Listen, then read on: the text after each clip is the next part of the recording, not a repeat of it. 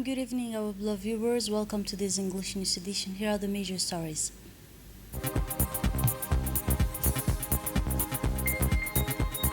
The government mobilized to preserve citizens' purchasing power.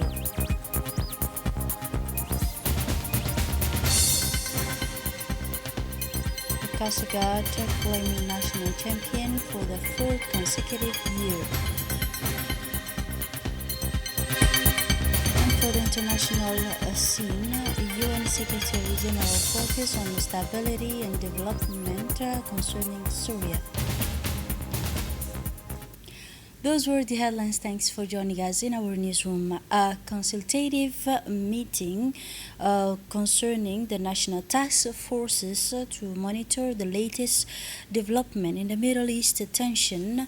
The member of National Task Force, along with the representative from the private sector, held a consultative and coordination meeting today in the conference hall of the Minister of Energy and the Energy Park Complex. The meeting was dedicated to monitoring the resources and the repercussion of the crisis in the Middle East and assessing its potential impact on the national economy. The meeting was chaired by the Excellency the Minister of Economy and Finance in charge of Industry, Ilyas Musadewali, and attended by several members of the government, including the Minister of Infrastructure and Equipment, Mr. Said Noor, and the Minister of Social Affairs and Solidarity, Mr. Lufa Ismail Abdou, and the Minister of Energy in charge of Natural Resources, Dr. Jama Mohammed, and the Minister of Trade and Tourism, Mr. Orbis Halaf Orbis. During the discussion, the government member unanimously affirmed the authorities' commitment to continuing to take the necessary measure in coordination with the relevant stakeholder to strengthen the resilience of national economy and mitigate the potential impact of the international situation on Djibouti citizens and families. In the context of the strengthening cultural cooperation between the Republic of Djibouti and the People's Democratic Republic of Algeria, the Djiboutian Minister of Youth and Culture, Ms. Ferdousa Moussa, met with her Algerian counterpart, Malika, during her visit to Algeria. The two sides discussed ways and means to expand cultural cooperation between their countries and agreed to develop a joint action plan for the areas, including the protection of cultural heritage and exchange of expertise in the field of the support of a nomination of the rock art site in preparation for the visit of experts from the International Council of on Monument and Sites scheduled on October 2026. Sport news now. The 2025-2026 National Men's Handball Championship concluded yesterday evening with the Coast Guard team clinching their fourth consecutive title after defeating the promising U team 33 against 21 in the final. The final match was held in the sports hall of Djibouti State High Schools before a large crowd.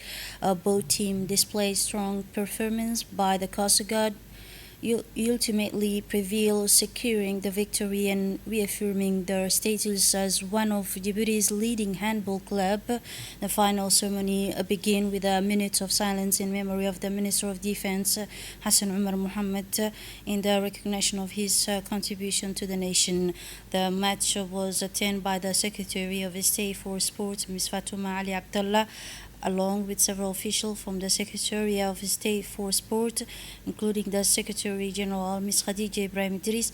The evening was also distinguished by the presence of several former Djiboutian handball stars who were invited in recognition of their careers and contribution to the development of sport. At the conclusion of the event, the two finalist teams were honored along with the best players who excelled throughout the season in appreciation for their effort and outstanding performance. The Secretary of State for Sport commended the effort of Djiboutian Handball Federation and all those involved in promoting the sport, congratulating the Kasagad team on winning their fourth consecutive title. She also praised the outstanding performance and the sportsmanship of the promising of the team. Still on national news, Djibouti wins the international peace half marathon. Djiboutian runner Aden Waberi Darar shone by winning first place in the international peace half marathon held in the capital of Jamena. Chadian Republic, the race cover a distance of 21.1 kilometers. The Djiboutian runner delivered an outstanding performance, completing the race in 1 hour and 2 minutes, but also 52 seconds, earning the gold medal after a race characterized by and tactical discipline. Thanks to his consistent pace and perfect speed management, Adan Waberi also was able to widen the gap with his competitors, finishing nearly a kilometers ahead of the two Kenyan runners who came in second and third place. The Chief of Staff of the Djiboutian Army Forces, Lieutenant General Zakaria Sheikh Ibrahim, received today at his office in the officers' hotel Hassan Bassouma, the commander of French forces stationed in Djibouti, Major General Sebastien, on the occasion of his farewell visit marking the end of his 2 year term. During the meeting, Major General expressed his sincere gratitude to the Chief of Staff of the Army Forces for the warm welcome he received throughout his time in Djibouti, praising the level of trust and cooperation between Djiboutian and French armies. He also noted the Djiboutian military authorities' commitment to implementing the main provision of defense cooperation treaty signed between Republic of Djibouti and French Republic. For his part, Lieutenant General Zakaria Sheikh Ibrahim expressed his appreciation to Major General, commending his professionalism, commitment, and effort he made during his command to strengthen cooperation between the Djiboutian Army Forces and the French forces stationed in Djibouti. In our health news, the Minister of Health, in collaboration with the United Nations Population Fund, known as UNFPA, organized a national workshop to validate the operational manual for the prevention of gender-based violence and the care of victims, as well as to adapt the evidence collection tools. Approximately 50 representatives from various ministries, security agency, the judiciary, civil society organization, and technical and financial partners and UN agency participate in this workshop. Participants discussed the technical document and made the necessary amendments to ensure their compliance with national and international standards.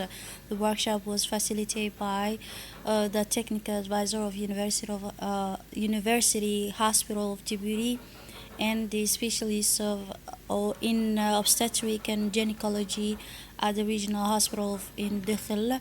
The discussion focus on a mechanism for comprehensive support and for supervisor of gender-based violence and procedures for collecting the evidence and coordination between the health, justice, and protection sector. A fire in Hayable neighborhood in Balbala. A fire broke out this morning, Sunday, July 26, in Hayable neighborhood of Balbala municipality. Thanks to the rapid intervention of civil protection team, the fire was brought under control and prevent from spreading to neighboring houses. According to initial assignment, the fire destroyed at least 3 houses. No official information regarding casualties has been reported so far. Assessments of the material damage are still underway. Immediately after the fire broke out, administrative authorities an emergency team rushed to a scene to oversee firefighting operation and provide the support to affected families.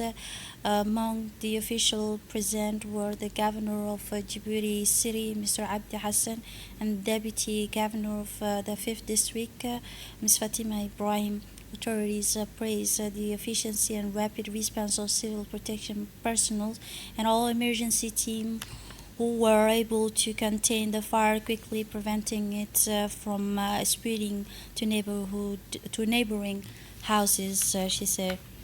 In his remark, the prefect of the Djibouti city, Mr. Abdi Hassan, indicated that the fire that broke out in the Hayable neighborhood of Balbala municipality this morning at 9 a.m. was quickly brought under control thanks to the prompt intervention of the civil defense personnel. He added that the civil defense team, despite the harsh weather condition and strong unseen winds, were able to combat the fire efficiently and limiting its spread. Only houses were damaged before the fire was completely destroyed. Severe heat wave accompanied by obscene wind in Djibouti City.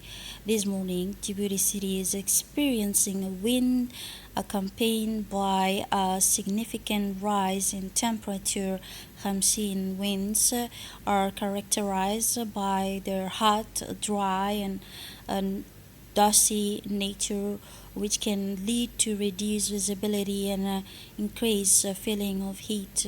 When they intensify, they can also stir up sand and thus causing a temporary deterioration in air quality. The relevant authorities advise citizens and residents to take the following precautions: limit unnecessary travel during peak heat, drinking plenty of water, keep door and windows closed during the storms. Djibouti Agency for Social Development organized an awareness raising meeting in Ali Adde and Hall areas as part of the Khairat Community Resilience Project aimed at encouraging young people to establish their own business and contribute to local economic development. The meeting was attended by local government official representatives from several ministries, the Djibouti Chamber of Commerce, local elected officials, and hundreds of young people, entrepreneurs, and business owners. The speaker confirmed that the awareness campaign will continue for 2 weeks before registrations for the project opens, at which point the best project will be selected to receive support and funding. The project official explained that the program provides funding for the income-generating activities and support all business, cooperative, and saving groups with the 30% of support allocated to refugees in Ali Ade and Hol region. And now moving on to the international scene in Syria, the United Nations Security General Antonio Guterres called on international community to continue supporting the Syrian people during his first official visit to Syria since the country's new political phase began.